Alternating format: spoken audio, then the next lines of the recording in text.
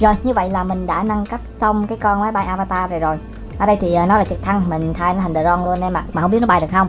Khi mà mình đã làm xong thì nó nặng lên đến 38 gram, thì không biết là nó chạy nổi hay không. Bây giờ mình sẽ test thử cho các bạn xem là nó bay được hay không nha. Cái này thì mình cũng thuộc dạng là giống như thí nghiệm thôi. Nếu mà xài không được thì mình có thể để nguyên như thế này, trang trí bàn học thì nó cũng đẹp ha. Máy bay này cũng đẹp mà.